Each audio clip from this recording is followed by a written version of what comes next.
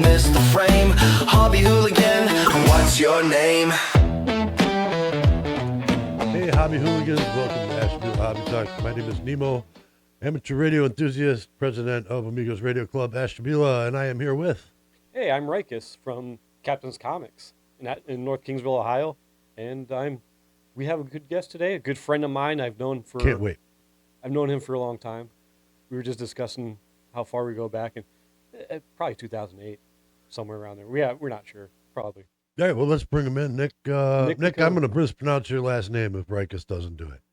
Nick Pecone. What's going on? Just call me Pinecone if you want to. That's fine. Pinecone.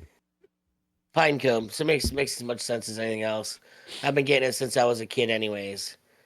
Oh, me too. Apparently me too. Pinecone's hard to pronounce. And, since I'm a tree hugger myself, I just kind of ran with it at some point. Well, my name is Nemo, and when I went to Catholic school, when they figured out what my name spells backwards, I never heard the end of it. So I feel you. Well, my name's Rykus, so, but my last name is really hard to pronounce, and I just kind of skipped that, so. Well, hey, man, welcome to the show. You've got a whole bunch of hobbies, eh?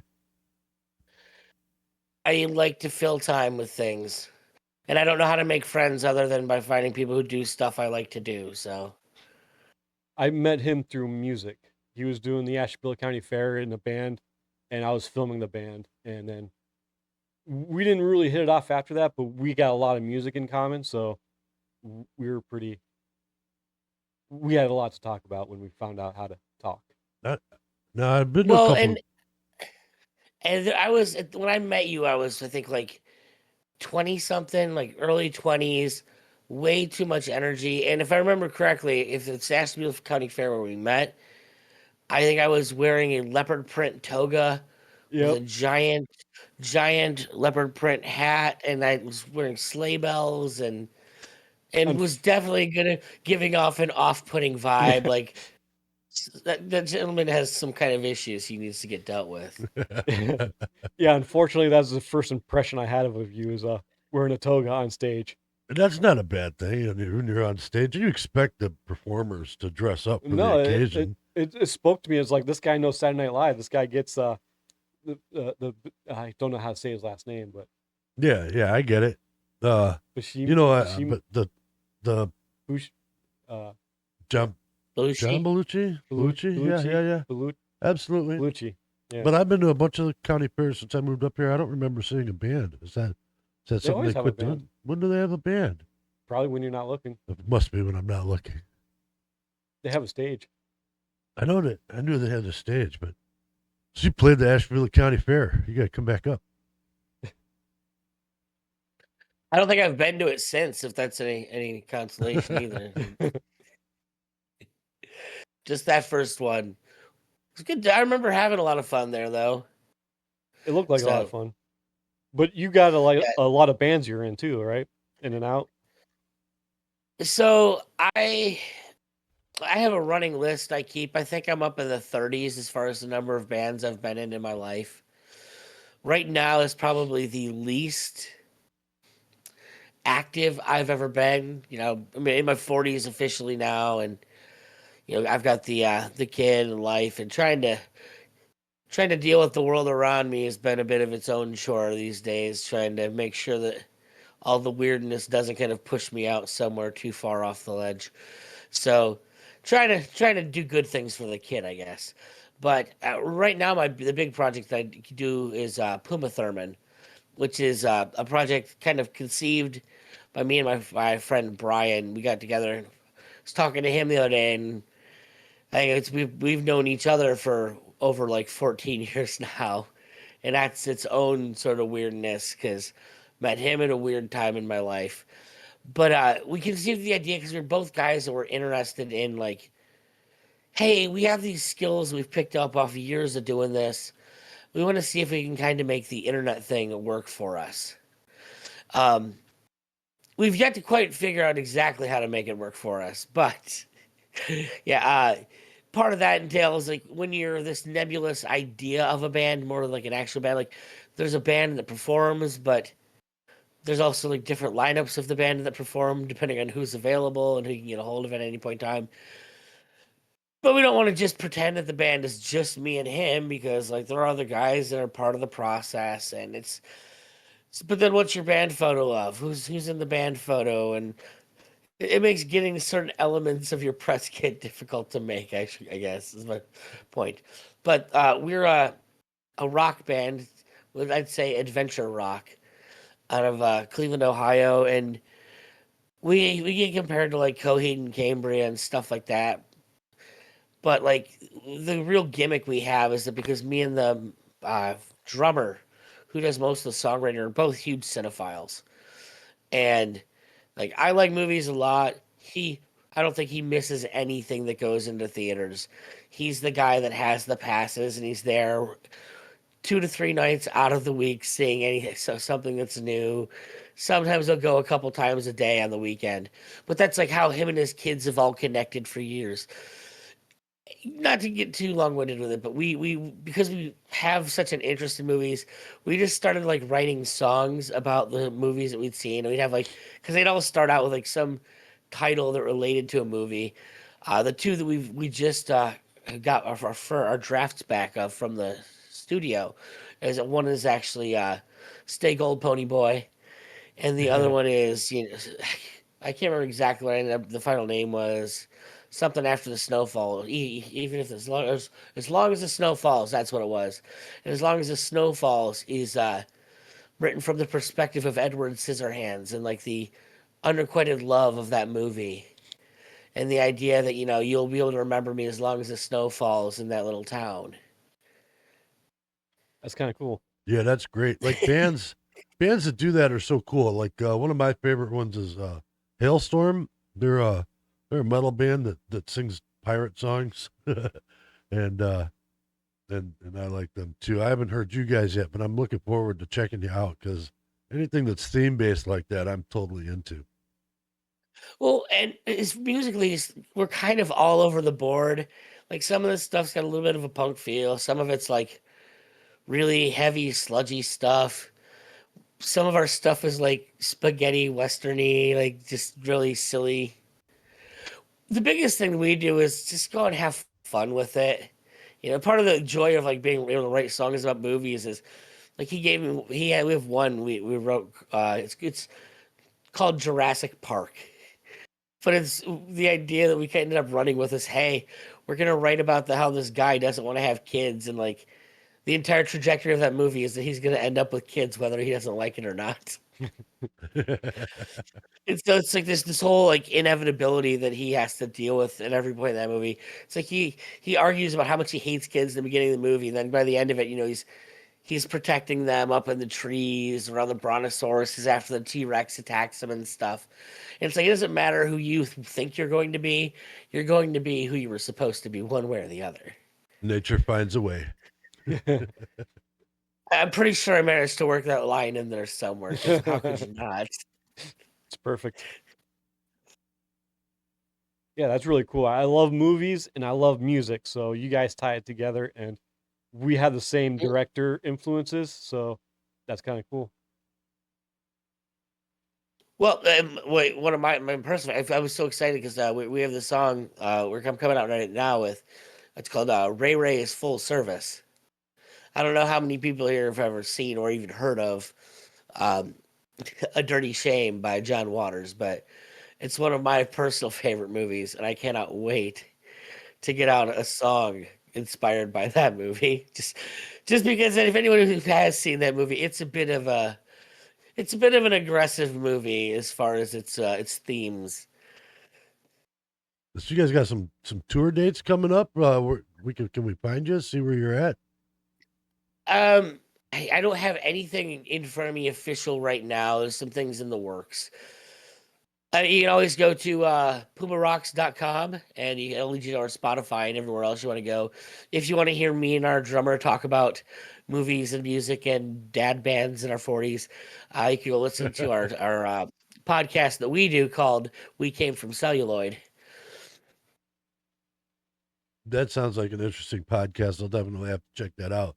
Yet another hobby in the books there, so to speak. Podcasting. Yep. Nick has quite a bit music, podcasting. He's writing a book, You're a gamer guy. gaming. Depends on which type of games, but sure. I'm not a video gamer. I'm an old school No, pen and you're paper like guy. D&D, tabletop RPG stuff, right?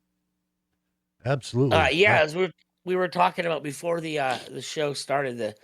So in my business, I'm actually in marketing, and one of the things that I always kind of been annoyed by is that if you're ever in the marketing world, there's a very specific type of person that doesn't look or sound like any of us that's expected to be a marketer. And I always thought that was kind of stupid because, what's the idea? This I think that when nerdy guys like us have a tendency to pay attention, there's a lot of things that we can offer to that world, especially since it's such a psychologically based world. So what I ended up doing is a couple years ago, I had the idea. I wanted to make a Dungeons and Dragons manual for marketing, and so I started writing this book with that idea behind it, and ended up like taking an old OD&D character sheet and like making all the stats correlate to different things in marketing. And the idea is you fill out your character sheet at the beginning based on like your stats at the moment, and then you're given different quests is to go out and do, and it's from the quest you'll make your stats actually go up. And so the idea is it's a very visual way to improve your marketing and build your network and build your notoriety in a very simple, easy way to understand for anyone who's ever played Dungeons and Dragons or anything like that. Sounds like a subclass you would find in Dragon Magazine um, under pencils and paychecks. Yeah. And that's been so much of like for me, the beauty of the part, like I've been making sure like all the artists that I'm getting involved with are guys that I know from working in the like who work on that kind of stuff. Like I spent 2 years with a podcast called Iron Age Marketing, which is my company name. And those first 2 years had spent, we were talking primarily to authors, like science fiction and fantasy authors, comic book creators, RPG game creators, things like that. And a lot of the ideas and understanding, like the way that I created this is based off of like all those conversations I had with those people. And now that I've changed my demographic because there's no money to be made off of those people, sadly. They don't have money to pay. And I don't want to stoke anyone who doesn't have the money to pay me. So you'll find money from other people that actually can. And then I just create the book and give something free to those guys so that no one's feeling bad about that relationship. I don't need to milk anybody who doesn't have it. But I want to help these guys to do better because ultimately I want more science fiction and fantasy books in the world. But having worked with all those guys for 2 years and done all that, I now know a lot of people that work in that kind of world that have that art sense and they understand intuitively what I was trying to do with this. So like all the artwork that I'm having commissioned for the book is, strictly done by people that like remember the old manuals and they know what those old images are all supposed to look like. And that was real important to me because I don't want it to feel like I don't want it to feel stupid and like, hacky and hokey. I mean, there's a certain like humor that has to be there to it because even just the idea is silly. But, you know, part of the whole book, it's not like literally the beginning of the book is just getting out of our own heads, anyways. See, there's a serious element to it in that, like, I tell people that what screwed me up in life, and like a lot of ways, frankly, even with picking up women and things like that, is that I came up in the time period when like The Offspring and Green Day were like the big bands on the radio, and between them and the first time watching the movie Angus, I just kind of I fit myself into that mold. I'm gonna be the nerdy fat kid who's fair at football and good at science, and created this very narrow paradigm of myself that was okay to like not get all the shit that I believe or that I thought I should get in life because oh well I'm blah blah blah and you're never gonna understand me and setting up all these roadblocks for people to even understand me. And one of the big things with marketing is that you have to be able to believe your own bullshit. Like if you don't get out of your own way, you're gonna kind of always languish with less than you could have. If you don't think you belong, I don't think you've earned it. You're never gonna be able to sell anything. Yep, that's key, confidence. Yeah, yeah. And it sounds like, once you get that out there, I know a marketing concept is give value first and then take the ask. So Yeah. so this falls right into that and keeps it in the hobby. That'd be like the key trait for your character sheet is build up your confidence. Max that out as high as you Well, can. surprisingly, that's not the way the character sheet actually is set up. But that would have been fun if I could have. No, honestly, the beauty of the character sheet is it's all hard stats. It's like every one of the six, your six traits that you have, strength, wisdom, charisma, and all that stuff. They're all things that you can actually count in life. It's how many podcasters do you know? What's that number? Six. Well, I need to work to get that up to 8 podcasters. How many people do you have on your email list? You got 10 people on your email list? Well, let's start beefing that numbers. You can shoot for 100. Let's start with 100. But they're all actual metrics that you can measure. And that's one of the big things that people really screw up in marketing is they're never measuring metrics. Like they kind of let it all go by the wayside when, oh, well, I think I'm doing better. I think I'm doing better. It's like, well, you're acting like a guy who's trying to lose weight but never steps on the scale to know if he's actually losing any damn weight. Like until you step, you don't know. It's I think I'm getting smaller, and next thing you know, you're looking like me in your 40s. Not that I want to take this off of hobbies, but as a marketing guy, I know for us, one of the things we notice is, we'll get 3, 4, 100 views on a video. I'm sure it's more than that, because people ad blockers and stuff make it so they don't count. But Mhm. but then that doesn't translate into emails. And so that I know, at least on the podcaster side, that's a big jump. And in any kind of marketer, it doesn't translate into people coming back. I mean, email is the gold standard. 5 years ago, we thought it was all going to end because Apple was making it where you could like shield your email and stuff like that. And coincidentally, email still matters. AI is on the verge of taking over everything. And you know what? Email still matters because all the social media places get in your way. They don't show your stuff to anybody unless you pay to have them show it to you. To them, and even then, like they still do a half-assed version of showing it to people. But you know what? When I send out an email, it goes to my list. So one of the biggest things is trying to find a way to people get to that list because that's the only one you really owe. Oh, your friend. I'm a rather hardcore libertarian, and let's say in 2016, a lot of things started happening in politics. I have friends that have had made like pages with hundreds of thousands of people on Facebook that disappeared overnight. Facebook's never answered them even as to why. So like unless you own that group of people, unless you own that list, you own the ability to contact them, it's not worth dick. It's you're renting from somebody else, unfortunately.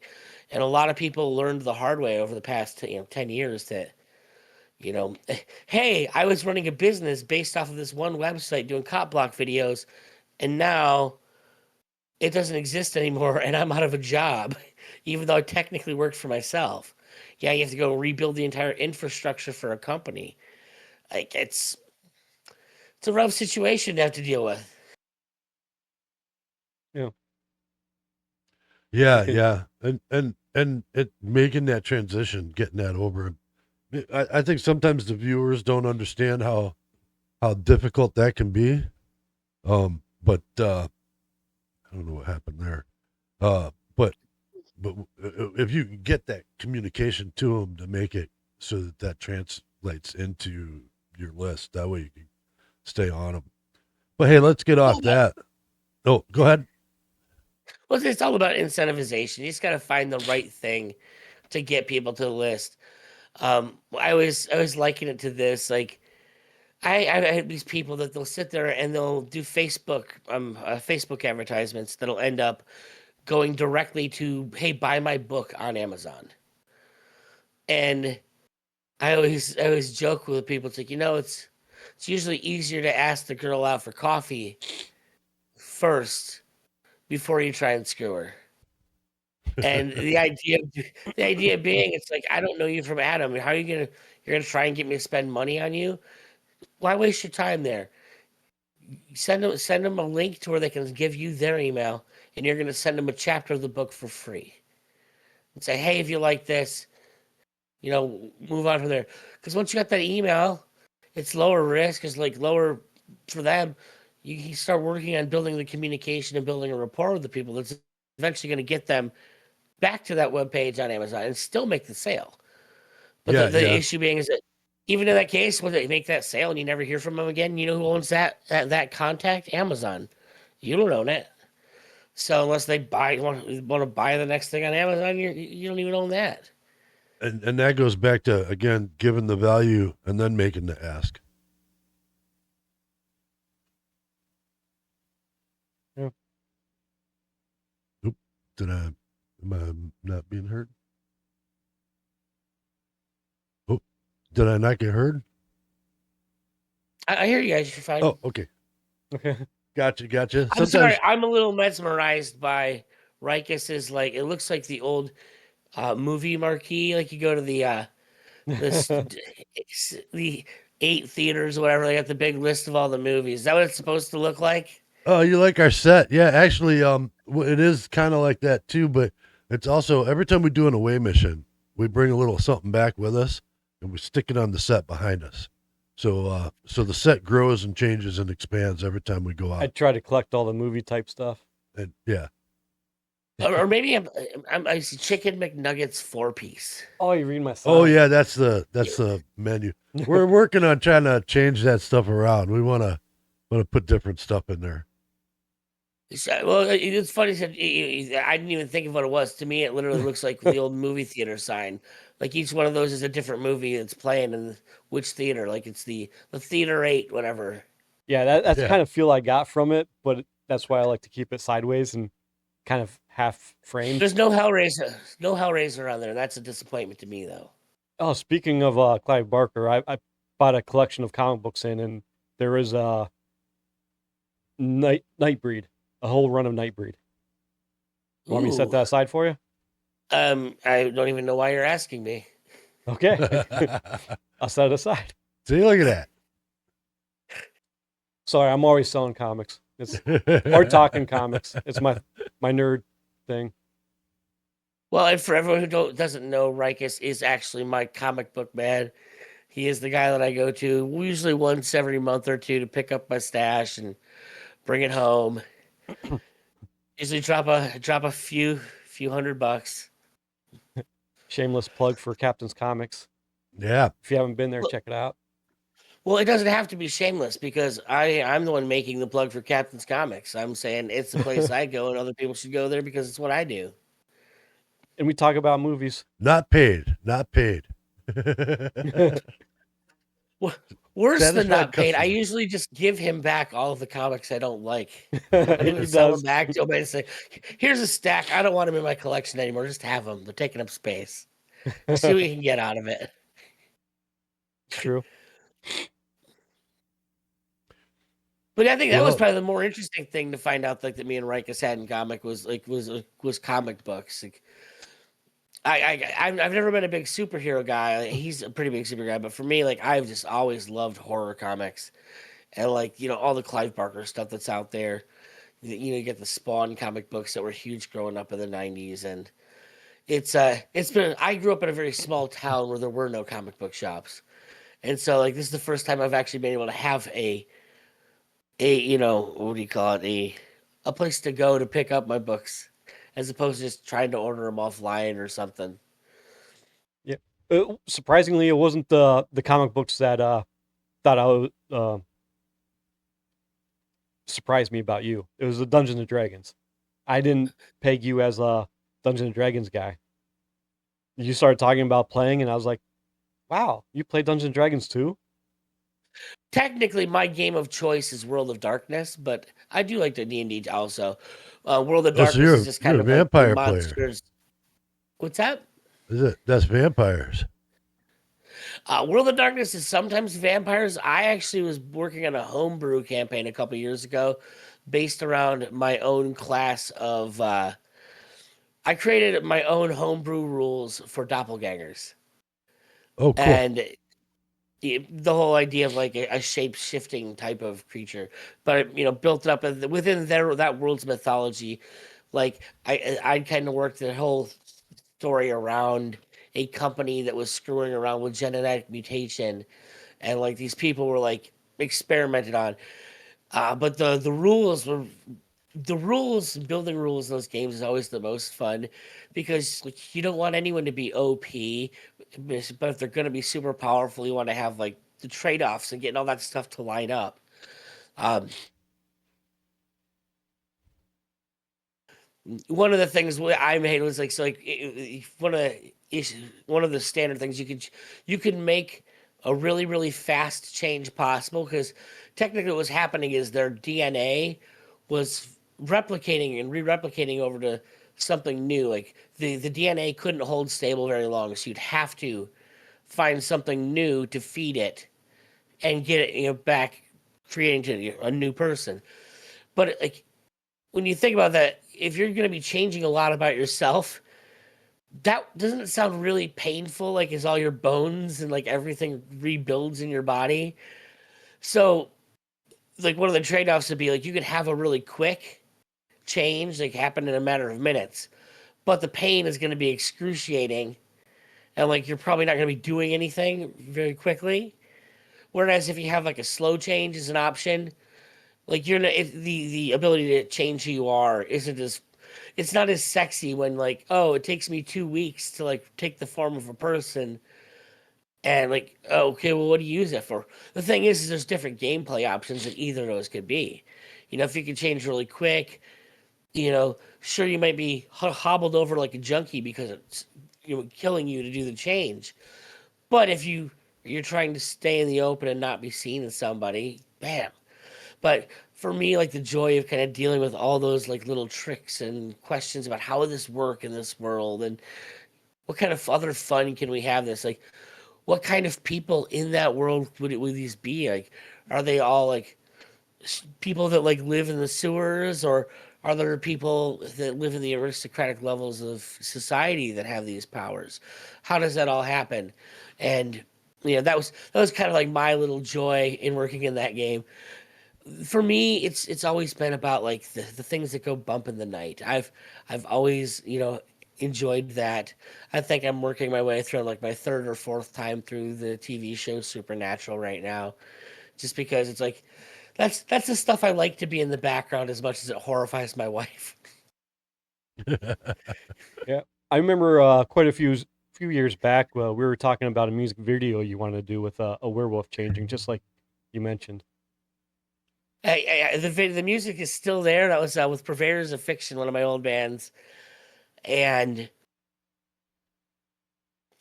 pardon me, my coughing today. The weather's been terrible after that. We've all But got yeah, it. we had this song called Gypsy, Yeah, that's and it. for me, the song was always about like this woman controlling a man and turning him into a monster, like just a raging killing machine.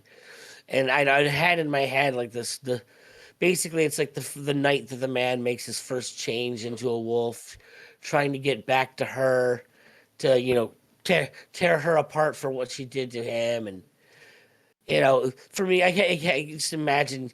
To me, I just have this very B movie aesthetic of, not like where it like looks, not where like it looks crappy in cardboard, but where it's like it's more noir, where you're just letting the darkness of night and like wash of like street lights tell the story for you. That's Everything's just a perfect little gypsy. weird. And Yeah, yeah, we ended up making a video. I had no control over it. The only thing that like managed to be the same was that it had a gypsy type female character in it. But hey, it was a video that happened. What are you gonna do? yeah. I would have loved to get my hands on that video and make something. Well, Rykus, I'm always here. I keep telling you, we gotta do something. I one of the Absolutely. big problems right now with the band is that because we work within like already existing movies so much, it's tough for me to think of how can we lampoon or play off of the original film concept while still making the having our own visual language. It's something that I struggle with. And it's funny because as big of fans of movies as me and the drummer are, Brian, we have very different types of movies that we like, and that like our visual sensibilities we just gravitate different ways. He likes weird stuff, but he like very David Lynch. Okay. Whereas I'm far more Clive Barker, Right. what's it, Cronenberg, that kind of thing. I like And so both. it's like, well, it's how do you make this all? How do you make it all make sense and feel okay to everybody in the band and whatnot? You So that's been the big struggle. It's like I know to exist in the music world today, we have to have the video portion of it. But it's like it's who has the time to make all of this music, and then now I got to go out and make a music video too. Like I'll Yeah. edit the thing. Could somebody please shoot the damn thing for me? yeah, I feel you on that. When I used to do music videos for folks, it was I always had to hear the song first, and then try and figure out how we're going to shoot something that resembles the song, and Mhm. and that when they're talking about, hey, I'm standing on top of a big pile of money in the middle of a boxing ring, and you're like, well, man, we're gonna have to rent a boxing ring, or rent the fight club down the road for like an afternoon, and I don't know where we're getting the money from. There's buy lots of Monopoly boards. Yeah, something.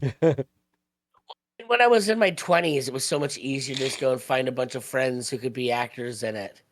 Now, you're in my 40s, and good luck getting anybody out to on a Saturday or something to go stand around and film something with me. Like honestly, I do have at least one video because it's less of a film-based thing, more of a concept where like we have a lot of songs about being chased by death or the devil. One of the newest ones, one of the ones we have coming out. I have a friend of mine, Hex, who's like, I don't know, I think he's almost like 7 feet tall.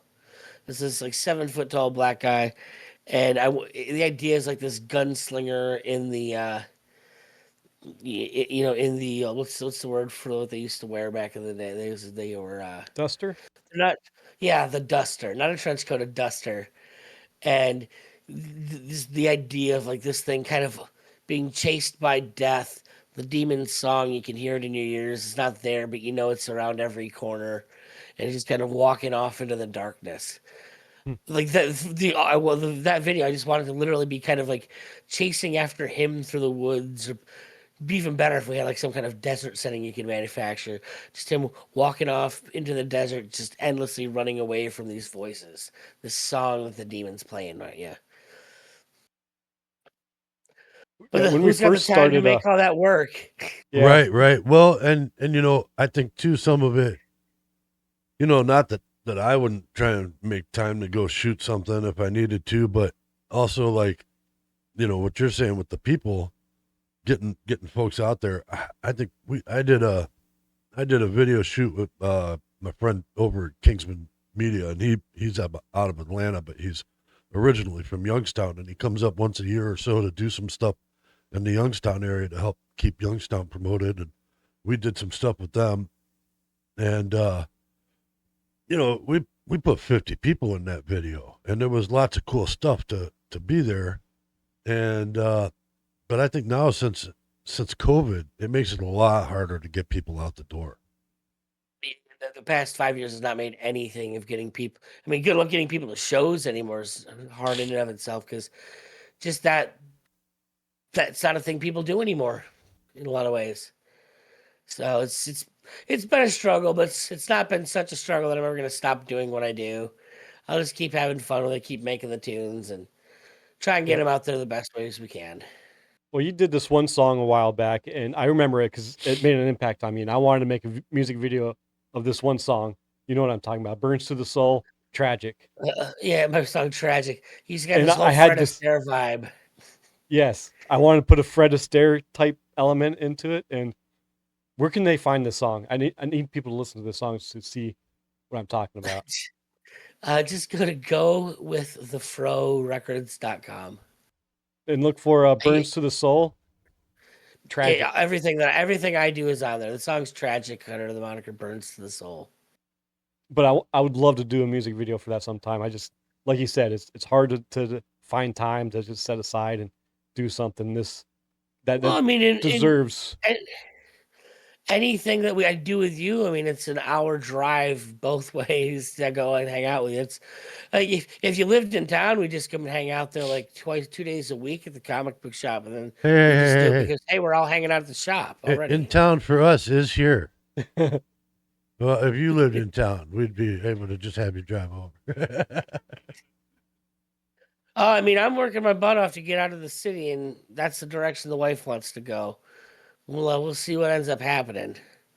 I'd have a few fewer problems if I lived out there in some ways, so not against it. Yeah, that was another one of your hobbies is gardening. You have a heck of a garden going on sometimes. This year's going to be different. We're moving a little bit. I think aside from like the vegetables and like the perennials, whatever the annuals, we're putting a few more bushes in the backyard.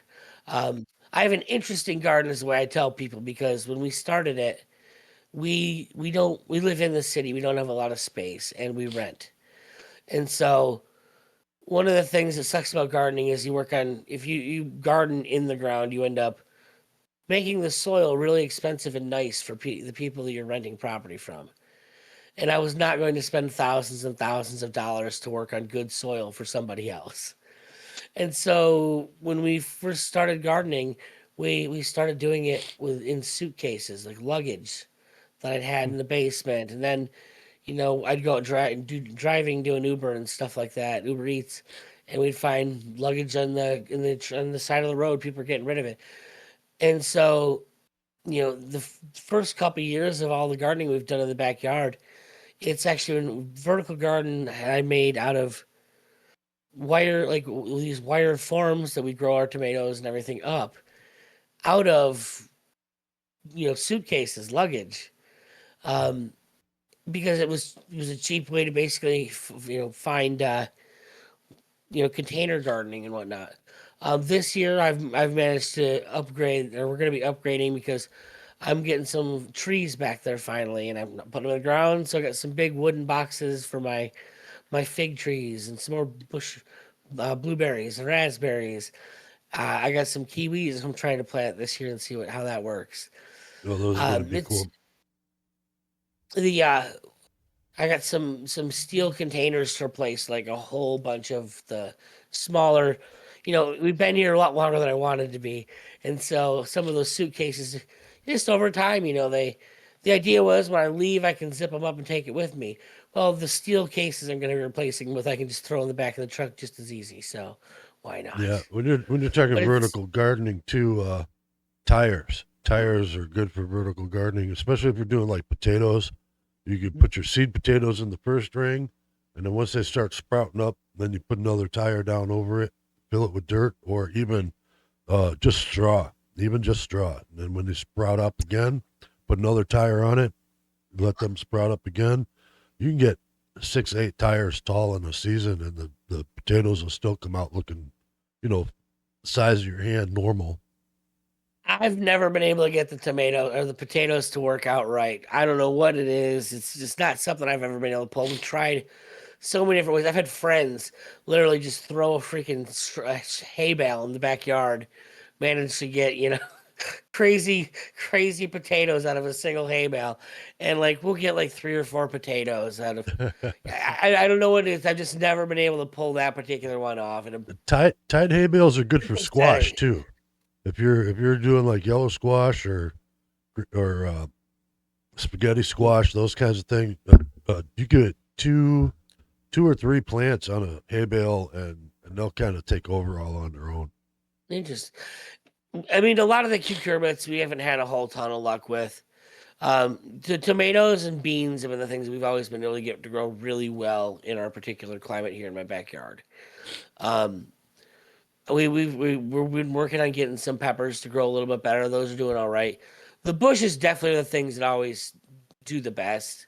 Like there's always plenty of fruit on the raspberry and blackberry bushes, and the grapes are growing pretty well now. We had a setback on one of the grapes last year because we had to pull up one of the roots and didn't like that. But it was either that or let it sink in deeper down through the bottom of the bucket in a place where we didn't want the tree to be want the bush to be growing. So you end up learning a lot doing this stuff. Like it's inevitable that you learn a lot because it's growing stuff is super easy in some senses and super hard in others. I'll agree with you on that.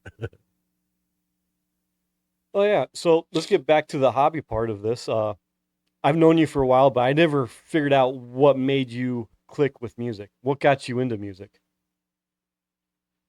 I was never not into music, and I say that in the sense that I have memories of like when I was 4 years old, being asked to stand up in front of my preschool class and sing songs and things like that.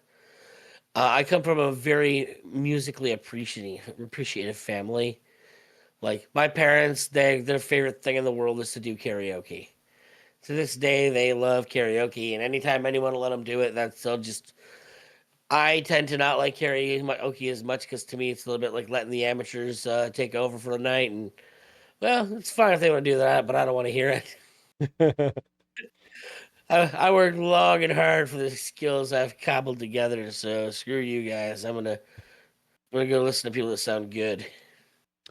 I got a buddy who does down in Youngstown area. He does live band karaoke, so like actual musicians show up and then they do karaoke that way.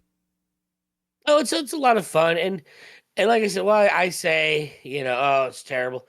Most of the people that do it, they're fine and they're having their fun. I love them that they do. For me, there's like a certain amount of but I've spent the better part of my life. Like it's great that you can go up and perform one song competently on stage, whereas I've done 4 or 5 hour cover shows, just myself singing. And let me see you go and try and kill it for 5 hours. It's tough for So anybody. it's very, very strict. It's hard. I filmed a lot of bands, and they towards the end you can just see it's taking a toll on them. Yeah. Yeah. I mean, you definitely do it for the love, not necessarily for the money, but it's a Well, lot of work. You can do it for the money too. Well, yeah. Every I hobby mean, has a payoff. every hobby does have a payoff. But I'm not going to argue with that. But when you're getting into it, it's because you love doing it. Absolutely. Sure. I mean, when I was a kid, I didn't make any money doing it. Now, having the skill set of being able to sing and play guitar has definitely been useful. Like I've had some of my most lucrative days working been me playing an acoustic show for somebody on a weekend. Where I made $450 for 3 hours worth of work. Yeah. I know a guy. He's hitchhiked across the country many times, at least 4 or 5 that I can think of. You just you'd take a bus to Chicago, sit outside on a street corner in Chicago with a guitar, and spend a day or two there. Then he'd jump on the bus again because he'd get enough money for the bus. And he went around the country at least twice that I know of for sure. And I think he did it 4 times. Just doing Well, what's that. funny, you mentioned that, like, one of the things that we talked about in the last episode of We Came From Celluloid, the podcast, is that, like, for me and the drummer, definitely, there's a certain element of with this tour that we're planning that neither of us has ever toured. Like, we've been musicians for, professionally, technically, for me, what, I think 27, 30 some years of my life, but I've never gone on tour. And it's always like this one of those things like, well, how do I know if I've failed or like if I'm not given everything if I never went on tour once? And we're having this conversation about what does that mean? You've got how many of our friends now that we're in our 40s are in that place of oh, we're gonna put away childish things, like all the fun shit we do, like play music and stuff. And to me, I can't imagine a bigger disservice to my daughter than giving up all my hobbies. Like, you're just training her that someday you give up all the things that make your life enjoyable. No, that'd be a terrible thing to teach a kid. Why would you do that? Yeah, You absolutely. have to teach them how to make room for all of it, No, I agree with you 100%. Yep. You gotta be the example of having fun and getting out there and doing stuff and doing it with your kids if you can. Yeah, I make my kids go to the comic book store and hang out. I Yeah. try to get her to sing. What's ridiculous, my daughter's actually a much better singer than me, I think, naturally. And just she's shy and doesn't quite want to, like, she'll sing when I'm not, and thinks nobody's listening. But the minute, like, she thinks she might be listening, she'll kind of, I don't want to. But, like, I'll hear her, I'm like, good God, her pitch is so good for somebody who doesn't like do this professionally. Yeah, that's me. I'm the guy in the car in the office space where I'm just jamming to this song and car rolls up and I'm just like stop and just kind of. I'll look at him, put my eyes, yeah, I'll sing right to you. You see that? Just because it's fun. Yeah. All right. Well, man, Nick, it's been great having you on the show and talking with us. I really appreciate you checking in with us tonight, man. You're how we get people in touch with you if they need to get out to you. Either people can go to either nickpecone.com, or if they're interested in what I do for work, ironagemarketing.com. Either one will get you to me. Nick Pecone will have more fun stuff for you. What do they want to find your music there? nickpecone.com will actually have a little tab where you can go with the Fro Records. Like, that's kind of the central hub for everything that I do. You can see my bands, all of the podcasts that I've been in over the years. I've produced over 700 episodes of podcasts since like 2017, I think. So I'm a very busy person. Yeah. All right. Well, hey, man, great meeting you. Thanks for coming on the show with us tonight. Hopefully, I'll get to shake your hand in person one day soon. And I really appreciate having me on, guys. Thank you. All right. Before we head out of here, I guess, go ahead.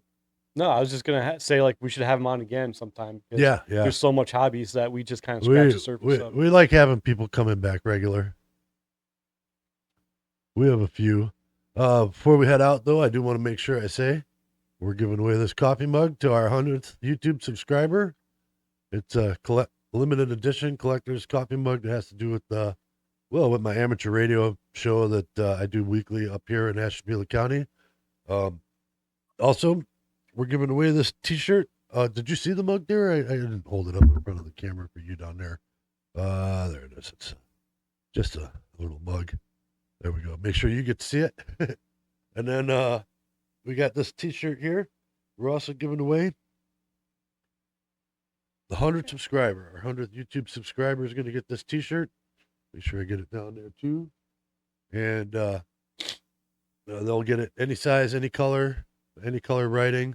And this shirt has held up, man, since we've been doing this show. The shirt holds up, and you can see the lettering. It hasn't cracked. I do this to it every week. Crumple it up like this, and stuff it in this cup, and it always just shakes right out. So good quality shirts there. I'll let you know. So 100 subscriber wins that. We're gaining speed. And we're gaining speed. We're creeping up the list there. We have a few things in the projects, but we're not ready for that yet. Yeah. We got some cool stuff coming once we hit the 100 subscriber for sure. Go over to ashtabulahobbytalk.com and check us out. Sign up for our supporter email list. We do have that going too. And we have a Ko-fi link there too. So if you want to help us out, support the show, we could do that too. Nick, thank you again for coming on the show, man. Appreciate you.